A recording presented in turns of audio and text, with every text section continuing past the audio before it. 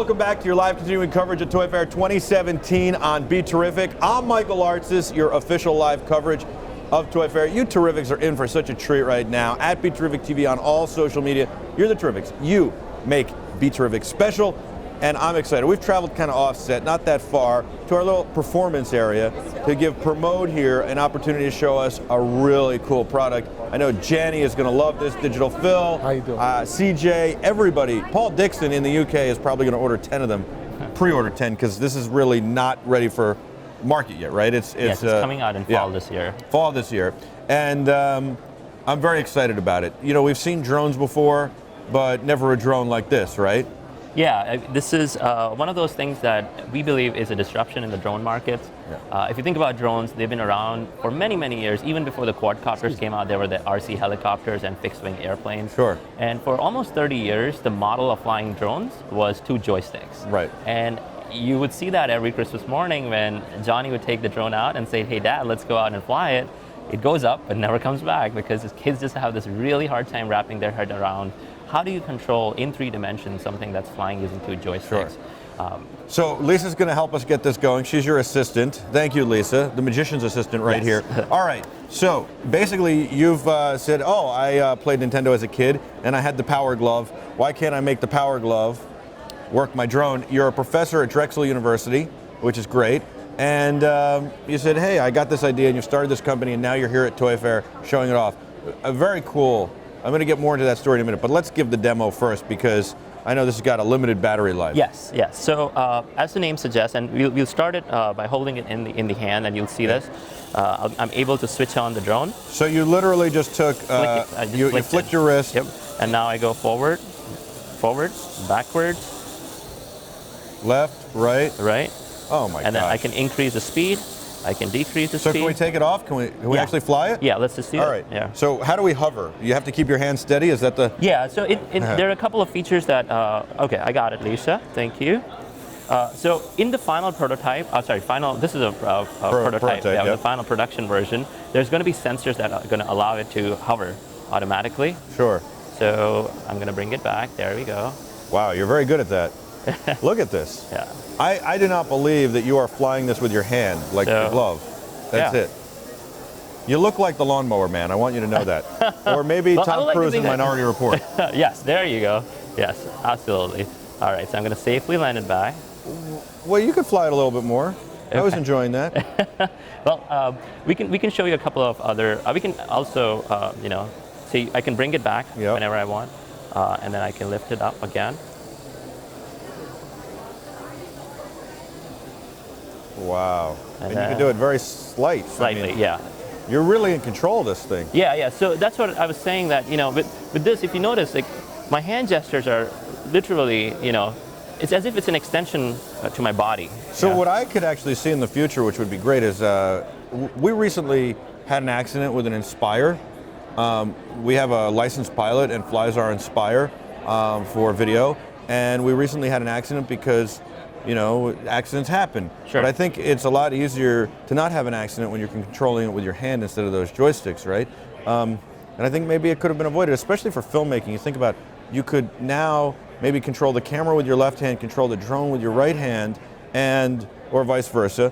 And you could also have a camera operator controlling the camera and stuff. But you don't really ever have to take your eyes off the drone.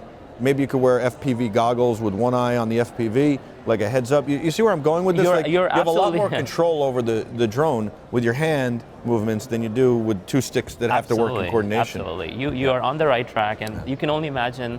This technology is called gesture robotics. It's something that we have been working on for some time now, and the idea of marrying gesture sciences with robotics. Well, and we saw that a lot at the Consumer Electronics Show, CES, where gestures are coming out. So Alexa's kind of one way of communicating with home automation and car automation. Voice control, and that's great. But we're also starting to see a lot of gesture control now, which is great for so many reasons. And there'll be, I think, in the future, a lot of things that work on combination of the 3: facial recognition, so we know that it's the person who is allowed to control this, gesture control, and voice control. And I like how you've used gesture control here to control the drone. And I could see even in the future maybe voice control moves into it a little as well. and certainly facial recognition. You don't want somebody else taking off with your drone because they've got your glove. Sure, absolutely. So I think that is really, really great. And I like the use of gesture control that you've put out there. That's really cool. Thank you. I see this moving forward in the future in so many different ways. So you've got this great technology. Are you going to limit it to drones? And if you're going to open it up, then do you wind up licensing the technology? Yeah, that's a great question. So we've been exploring a lot of sort of avenues where we can apply gesture robotics. You can only imagine the plethora of technologies that you're talking about, but think about a vacuum cleaner. Now you're just sitting there and you're asking the vacuum cleaner to take care of big halls. Oh, you could just go zzz, Yep. zzz, Or think about... instead of actually doing it. Think about how many people have bad backs and can't vacuum. Absolutely. Could now vacuum. Absolutely. And there's a plethora of opportunities where you could have, it doesn't even need to be a glove form factor. Right. This is for the toy industry. We are a robotics company at the end of the day. We partnered with KD Interactive, who are really the ones taking this to the market. And KD is a really amazing technology-based toy company. And we are always looking for good partners in other verticals of the markets, not just toys that are technology-based. Is it possible I could try this, or is it only you? So this is the only prototype that we I have don't wanna right try now, it then. and you know, in a month from now, I'm happy to bring everything back from China. Sounds good. You come to the BeTerrific studios and we'll do a demo for everybody on the Daily Show. That would be terrific. I think this is a phenomenal. I love what you've done. How did you get into this? I know that you're a professor at Drexel, but you know, kids come to you with ideas, and when I say kids, I mean students, and I'm sure you guys have some kind of incubator program, but for you to actually say, hey, I've got an idea that I think would be great, and I'm going to take it to market, and you know, I don't want to say, you just take time out of what you're doing, is not take away from it, but take time away. How do you do that? Yeah, it's a great question. So I'm very passionate about robotics and bringing robotics in a low-cost, affordable manner to the masses. So a few years ago, you know, I turned 30 and I had my existential crisis. I was losing hair and yeah, you're so old. Yeah. End of life, Lisa. He's you know 1 foot in the grave. Got to freak out. Trust me, it felt like that at one point. But 30 is not a midlife crisis. That's like a third life crisis. Hopefully, yes. That's what I'm hoping. Well, yeah. I mean, we never know how long we're going to be here. You could.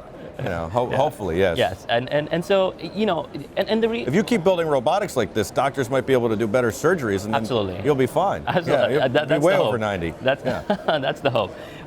Imagine doing surgery like that. The doctor actually is not touching the tools, but you know, doing this with a robot that's actually touching the tools. Yeah, there are actually robots. One of them, a very popular one, is called the Da Vinci system. But it's not.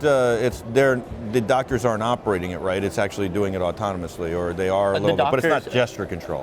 It's not gesture control per se, but there is a sort of mechanism where they put their hands in and they operate the tools. Right. It's called teleoperated systems with force feedback, where you can feel the forces. It's incredible. I mean, no, that's great for like driving a car and stuff, but or flying a drone. I don't know if I'm thinking, because I just immediately think brain surgery, and I don't know, I want somebody poking around in there. Force feedback. Oh, we went too far. Well, robotics is booming now, and we are seeing little parts of robotics, and these are, you know, standing on the shoulders of giants who started in the 40s and 50s and 60s, and now all the math and all the physics and all the engineering that they did is now bearing fruit, because we have the computers now, we have cloud services, we have hardware that's available at an affordable cost, affordable price for the consumers. So, is there anybody who's seen this and not been impressed here at Toy Fair? Because I gotta say, like, you know, drones, you said they've been around a long time. For me, I'm like, all right, 8 more drones, let's see it. First thing I hear is, oh, we got a drone on. It's got to have something good, and it's gesture control. Are people just blown away by this? Well, so far the reception has been very positive. Yeah. We believe that people, you know, it's that idea of marrying your fantasies with reality, where that Iron Man or Magneto or Tron-like kind of power that you have. You should get like a thing you can wear on your chest too. You know, I will tell you, I think it's really cool, and I feel like we're in Minority Report now. We're starting to get there. We've got the voice control. We can do the hand gestures. I like it. Yeah, absolutely, and with the, I'm sure you've heard of the field of machine learning and deep neural networks. Sure. These are powerful frameworks, mathematical computational frameworks that can ultimately allow us to take a small peek in the future and try to predict what's happening. Now, you're a professor at Drexel. Have you allowed your students to participate on this project and learn from you, kind of get the experience, learn from doing? So just so that you know, like the company, when I started the company, I knew that I am a professor and that my heart is in academia. We started the company with my students. The students are the ones that are taking it forward. I do my day job, and they're just busy working on other things right now. You're just the lead singer, and they're the band members. They are really the band members make the music. The lead singer gets all the credit. I'm giving them the credit right now. Yeah, That's I'm very just a cool. conduit, you know? Yeah, and I mean, they're learning about manufacturing, they're learning about prototyping, they're learning about marketing, they're learning about Toy Fair, they're learning about distribution, and of course they're learning about all these important things with robotics and gesture control and putting it all together and programming it. But that's almost the easy part, right? The hard part is the business side. Yeah. And so that's what you're teaching them as well, which is the hands-on life experience. Absolutely. They couldn't buy somewhere. They really couldn't. It's an incredible experience. And we do have adults in the team as well. Lisa here, she's a director of marketing, and she's phenomenal. And you know, the team has grown. Silent Lisa. She's doing a great job marketing, by the way. No, she is. She got you to us. Yes, absolutely. You know, Katie and Linda and her PR team and Lisa, everybody's great.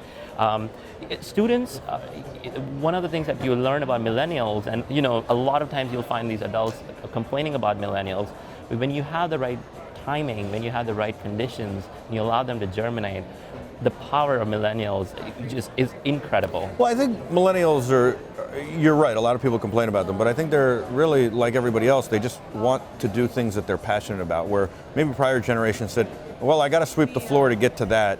I'll sweep the floor. Millennials only want to work on what they're passionate Absolutely. about. And if you can get them to work on what they're passionate about, they work just as hard as anybody else, and they do just as much work, if not more. But if you say, hey, sweep the floor, and that's not what they want to do, they go like this and walk away. Absolutely. And so I think that that's where the frustration is. But if you give them the opportunity to do marketing, to do or to learn from Lisa marketing, to learn about manufacturing, to learn about prototyping, to learn about programming, to do all these other things that then have an end result of something they're really passionate about, they jump right in. Absolutely, and that's what we are seeing. It's just a different way of motivating your troops, and that's what a leader has to figure out, right? Exactly. So, you know, George Washington motivated his troops by probably offering them soda at the end of the day, which was a real treat back then, or beer, right? And come on, let's go, man. And you know, then there are other times in life where you motivate people different ways. You know, you hear about these great speeches in locker rooms. Sure. Certainly, right? Win one for the Gipper, right? Yes, but absolutely. People get motivated in different ways, and a leader has to figure out how to motivate their team to work at that moment, and that's what you have to do with millennials. And it's just a different way. You have to figure out what they're passionate about, and say, let's do it, and then say this supports all of that. Yeah. So you have to also do that. Yeah, you know. absolutely, and that's one of the reasons why, you know, that's what's special about Aura. Right? It was built by a generation for their generation. You know? You know, even partnering with KD, you'll see that they come out with these Curio branded tablets and smart watches, which are incredible because they are taking true technology, real hardcore technology, and bringing it to the toy market at an affordable price. And those are the kind of products that we want our kids and we want our younger generations to grow up with at a price point that parents can get. I have an idea. We're sitting back here by this football thing. I think we can get this on the camera, right, Adam? I'll let you tell everybody how to pre-order it if you could beat me at the football game. Okay. What do you think? Let's try. All right. So these are 1 point each. This is 3 points, and this is 2 points for black, okay? Okay. You get 4 throws, and here you go. You go first. How's that sound? Come on, we'll step about right here. Adam, how we doing? We're good? Okay. So here, I'll hold them for you. Oh man. Wow, it might be a long day for you. Oh, you're close. Oh, you got. Is that, we're going to count that one. That counts. That was not a rim. That was a full in and out. Okay, take. All right. So now I'm going to do this. I like how you picked up the ball for me. Yeah, absolutely. So I have to get it. I have to get 3 points, right? Okay. Yeah. Go for it. Ooh, I didn't warm up this morning. Oh. Let me get you one. Uh-oh. I'm trying to keep them from giving a plug. Although the Terrifics, I'm sure, want to know how to pre-order this. All right, so I got these two, and let's see what happens. This thing is the quarterback touchdown, and you got to go to kidagains.com to find out more. Oh, man. That's 2. I could tie you right here. Oh, there you go. Thank you so much. Thank you. Pramod, Thank you. Tell me how I can pre-order it. Well, KD's website is Yeah. going to have all the information. Just go to kdinteractive.com, and All right. it has all the website, all the information about pre-ordering it, getting it to your doors in the fall this year. Okay, so what's the KD website? It is kdinteractive.com. kdinteractive.com. Yes. You've partnered with them. The name of your company is Local Robo. Local Robo. It's Local Robo stands for Low Cost Robotics, or Crazy Robbers if you know some Spanish. Really? It was a happy accident. That is a happy accident. I like that. I like it on both ends. Yeah. Low cost robotics, Loco Robo, Right. and also Crazy Robbers. Crazy Robber. Yeah, I like it, and it's kdinteractive.com. Yes. I like this a lot. Very cool. Congratulations. Thank you. And we'll be back with a whole lot more of your live continuing coverage of Toy Fair 2017 right here on Be Terrific, your official coverage. Right after this, you are the Terrifics. You make Be Terrific special. Stay with us.